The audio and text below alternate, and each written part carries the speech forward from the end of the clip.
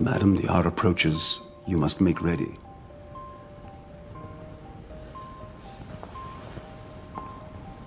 Imagine being the very first queen in English history sentenced to die by her own husband's command. Nothing captures betrayal more brutally than Anne Boleyn's final morning. I mean, think about it. One day she's queen, the next she's condemned. And you know what's crazy? Her last walk to the scaffold wasn't just about death, it was about power, politics, and haunting irony.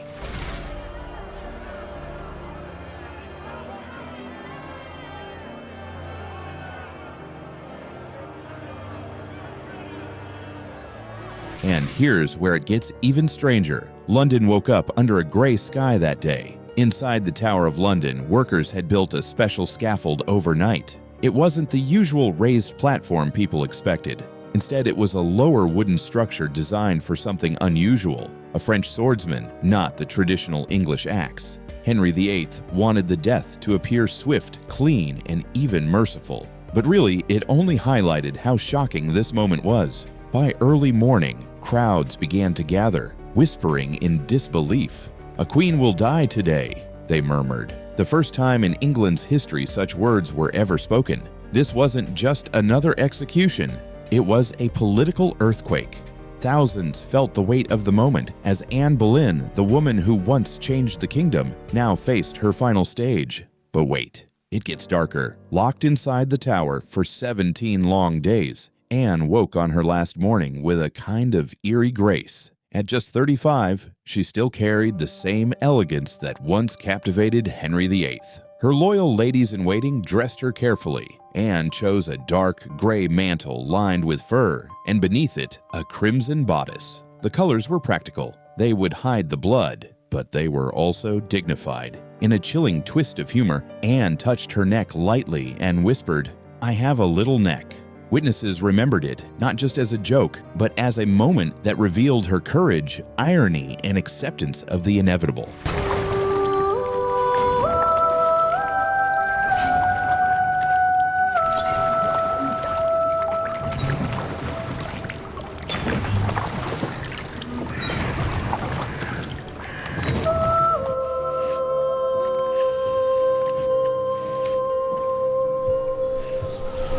Anne Boleyn wasn't born into beauty, but into brilliance. Daughter of diplomat Thomas Boleyn and noble-born Elizabeth Howard, she grew up surrounded by privilege and opportunity. Time spent in the French court refined her. She mastered languages, music, fashion, and the art of captivating conversation. Returning to England in 1522, Anne stood out. Though her olive skin, dark eyes, and black hair defied the pale blonde ideal, her intelligence and presence made her magnetic. Unlike her sister Mary, Henry VIII's former mistress, Anne refused to play second best. She boldly declared Henry would have to make her queen.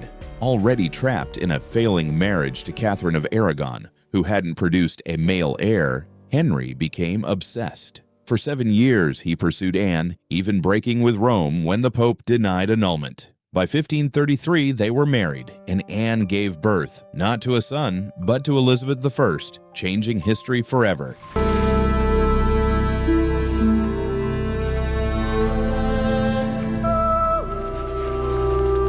Anne's reign turned out to be brief but unforgettable, just when it seemed she had everything in control. Her reign lasted only 3 years, but everywhere she left traces. Anne was extremely active in ideas and changes, not just a pretty face. Encouraging English translations of the Bible to be accessible to the public, she backed religious transformation and wielded her power to defend radical academics. Anne was a visionary to her followers, an intelligent contemporary queen bent on progress. To her enemies, though, she was dangerous. They showed her as a heretic, a schemer, and even a sorceress. Her target was the same magnetic charm that formerly drew Henry in. Anne's hopes of maintaining her position as queen depended on giving birth to a male heir following the delight of Elizabeth's birth. Sadly, tragedy descended. In 1535, she had a horrific miscarriage of a male child, which upset her emotionally and deeply disillusioned Henry. For a king starving for a son to protect the Tudor line, this loss was nothing short of devastating.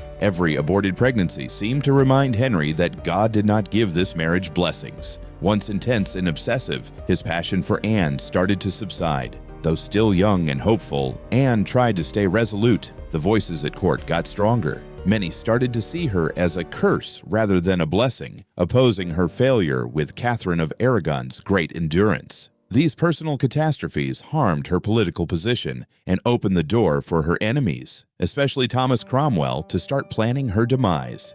Anne's miscarriages opened a door that her adversaries were ready to use. Among them was Henry's once loyal advisor, Thomas Cromwell, who had disagreed with Anne over concerns of church reform and foreign policy. Understanding Henry's waning love, Cromwell came up with a vicious strategy. He made up accusations of adultery, incest, and treason, charges intended not just to discredit Anne but also guarantee her total exile. Astoundingly, the men charged with her included her own brother, George Boleyn, and a number of courtiers.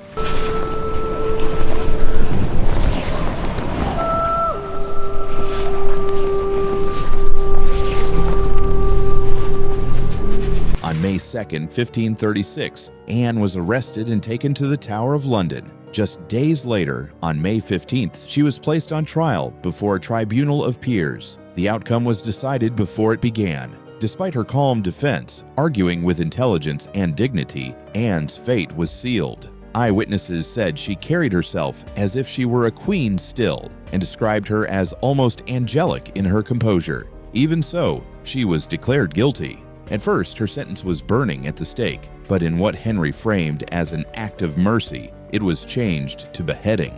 It was not mercy at all, just a quicker death. Anne's execution was set for 9 a.m. on May 19, 1536, but to her torment, it was delayed until noon.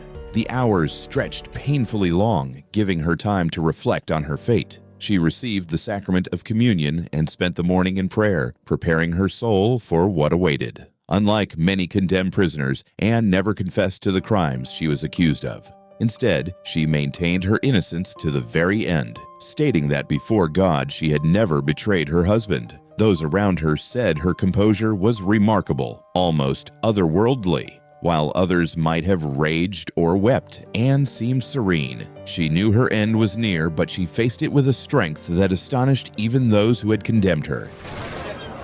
Good Christian people, I have come here to die according to the law and thus yield myself to the will of the king, my lord.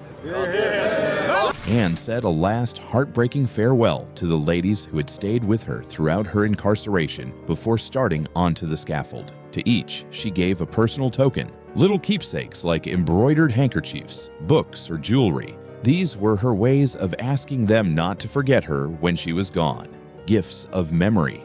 Anne said to them, "Remember me, and how I end," a spooky call that lingered with them eternally. A smaller crowd than anticipated, about 1,000 people gathered to see her death. Some were anxious at seeing a queen brought so low, while others were hesitant at going to such a depressing sight. Anne evoked both sorrow and respect, even in her final moments. Anne carefully chose every word as she ascended the scaffolding. She neither blamed her foes nor asked for justice. Rather, she spoke with dignity, complimenting Henry as a merciful prince and pledging her allegiance to him until death. Her statements might appear odd to contemporary ears. Why compliment the same man who condemned her? Anne, however, understood what was writing. Any negativity in her last message might put her daughter, Elizabeth, at risk. Showing loyalty, she hoped to safeguard her child's future. She calmly and distinctly spoke as she exhorted the audience to pray for her soul. Her voice carried well. Those who saw her death later remembered how deeply her grace and composure struck them. Anne Boleyn turned her death into a last act of political wisdom at that instant.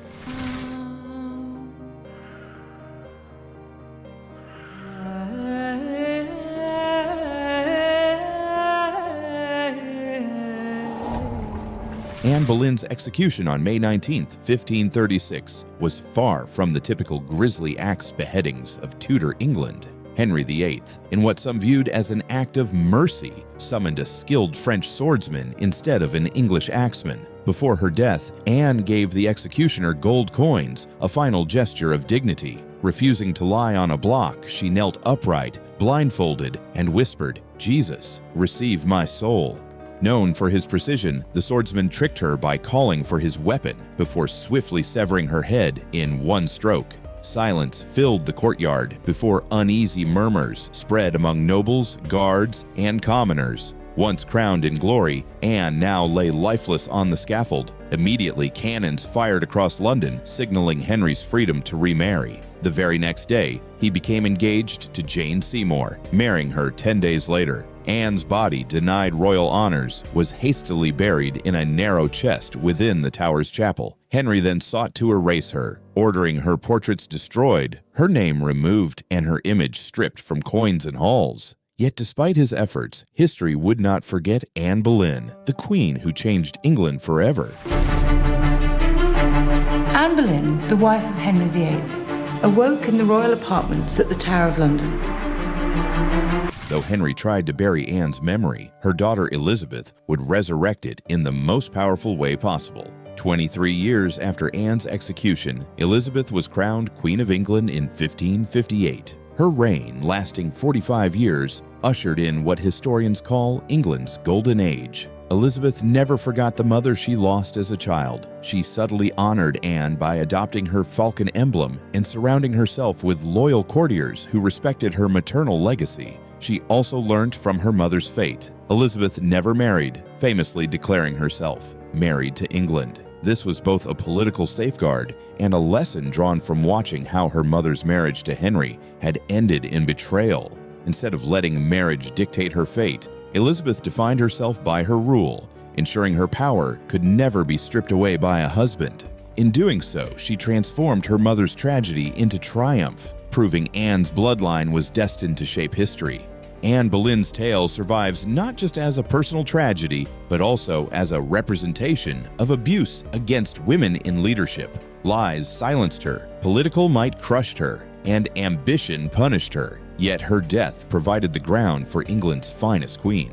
Anne became a symbol of resilience as Elizabeth's ascent transformed her, demonstrating that though men might harm her body, they could never obliterate her legacy. Every year, on the anniversary of her execution, red and white roses are placed at the Tower of London in remembrance. Though they serve as a reminder of the unjustly wronged queen, they also represent a woman who altered a country's course of events. Anne Boleyn's life ended in betrayal and blood, but her legacy outshone even the king who condemned her.